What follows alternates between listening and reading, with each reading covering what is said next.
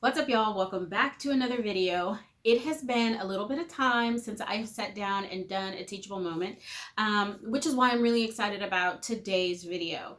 As we approach the end of 2024 and we jump into 2025, and I know everybody's talking and thinking about goals and new year, new me, and all of these wonderful things, I wanted to share 3 things that I think you could do instead of the traditional New Year's resolution that may or may not has benefited you in the past, okay? So let's jump in. 3 things that you could be doing instead of setting a New Year's resolution. Okay, so here's the first one. If you've been on this channel for any amount of time, if you've looked at any of my videos, visited my website, or anything like that, you know I love talking about the retrospective. The retrospective is just a moment where you look back on previous activities and you assess your level of enjoyment, your level of learning, the effectiveness, your dislikes, likes, blah, blah, blah. So instead of starting your New Year's resolution, I recommend that the first thing you do is take a look back on 2024 and think about the things that you did really well and the things that you enjoyed, the things that made you happy, that you felt like you excelled in them. What were some of those things? Instead of trying to figure out, what you're going to resolve to do different, perhaps you should continue down the same path of doing those things where you were already a rock star. If you were stellar in your work or in your business, if you did really well in relationships, if you've developed new social skills, anything that allowed you to see significant growth or even a little bit of growth, to be honest. But if it brought you happiness or joy, if you enjoyed the time that you spent doing that thing or the people that you spent doing something with, continue that forward in 2025. Instead of trying to figure something out to replace it with, figure out where your strengths were, figure out the things that you did extremely well, you saw significant growth or a little bit of growth, and continue down that same path. So the next thing I think you should do is along the same lines. Once you figured out the things that you've done really well and you're going to continue moving forward in those same activities, what are the things that you didn't enjoy? What are the areas that you still need to show improvement in? What are the things or the people or the places or the relationships that you just did not see any significant growth, any little growth, any joy, any positivity, anything that is worth retaining?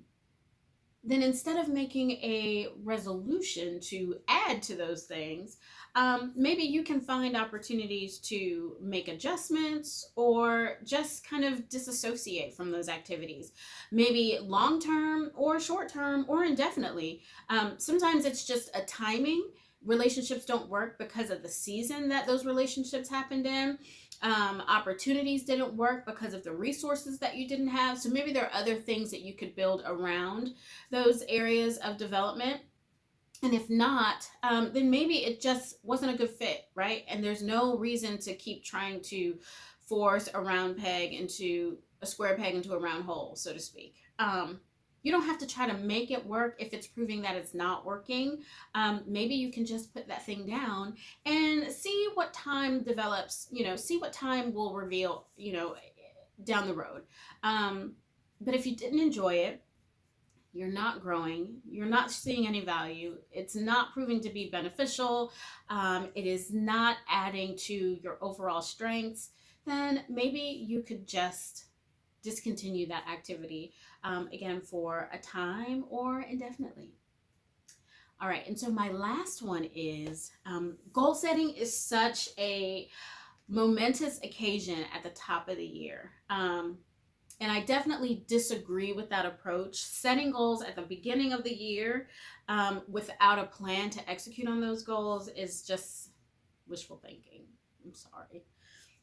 And while I do recommend that you use the first quarter of the year to do some goal setting, I also recommend that you're using that same time to map out some milestones so that you can actually achieve those goals throughout the year. But here's the thing that I really want you to focus in on. Instead of just throwing a million goals at the wall, it could be that you've set too many goals for yourself. The bar is just exceedingly too high. And I know that there is a thought that setting more goals is going to encourage you to do more. It's not. It's just going to overwhelm you. And that becomes part of the whole toxic productivity genre that we've all found ourselves in at one time or another. There's no reason to overextend yourself on goal setting. Remember, the purpose of setting a goal is to actually see some type of improvement, to produce something. Again, productivity is it is implying that you have created something, that there is going to be some type of tangible result at the end of your efforts. And so if you're setting too many goals at the top of the year and you know that you're probably never going to get to them, it's only going to make you feel kind of crappy by the time the year ends, and you haven't really accomplished all of the things that you felt like you should in January when you were really overzealous. I recommend smaller goals and maybe extending the amount of time that you have to achieve them, and being able to break that goal up maybe in quarters, or, check in at the end of 6 months or something like that.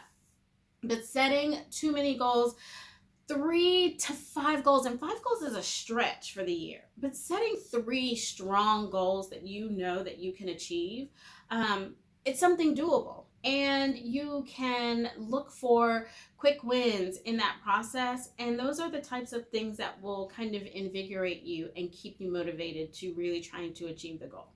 One of the examples that I tend to like to use is weight loss, because everyone at one point or another has had a weight loss goal. It's going to be easier for you to achieve a 20-pound weight loss goal in less time than it would be a 50-pound weight loss goal in the same amount of time. If you set something that is reasonable, 20 pounds is reasonable, but then give yourself some time to be able to achieve that goal. So just think about how you're structuring your goals and how much stuff you're actually trying to add to your plate, because it may not be that you're not being productive, or that you're, not working as hard as you can. It could just be that you have put too much stuff on your plate. You have set the expectation extremely high, and you just don't have the time, the bandwidth, the capacity, all those good words. You just don't have the ability to do all the stuff that you have forced yourself into a hole to try and do. So maybe you're setting too many goals. Maybe focus on 3 max goals that you know that you can accomplish next year. And then make sure that you're using the entire year. So if you want to focus on like quarterly check-ins again, or, get to a halfway point in the year and you want to check in with yourself, those things are doable because you are working small pieces throughout time, throughout months, over weeks. And you can check in with yourself and you'll start to see your own progress. And then that will motivate you, because once you see that you started ticking things off the list, our endorphins kick in, we get excited, we see progress, we start feeling successful and accomplished, and now we're excited and motivated and we can keep moving forward. All right, so again, let me run it back real quick. Instead of setting a resolution, look over the past year. Figure out the things that you really did well. Where did you shine? Where were your relationships thriving? Where are the things that you saw positive results and you felt the best? Those are the behaviors and the activities that you need to carry forward with you into the new year, and just build on those. And in like manner, the things that you did not see progress in, the things that you did not enjoy, the company that you did not enjoy, the activities, all of those spaces that did not add to your stature, that did not encourage you, that did not support you, and you just didn't see any significant or even a little bit of progress or result. Figure out if you need to stop doing those things, if you need to lay them down for a season, if you need to just let them go indefinitely. And the last one is, don't set so many goals. Give yourself some grace. Fall back on the expectation of you need to say that I'm doing a million things. Maybe you just need to focus on 3 or less for that matter. Focus on only what you can manage, take with you on your journey, only what you can carry. And I think you'll be fine.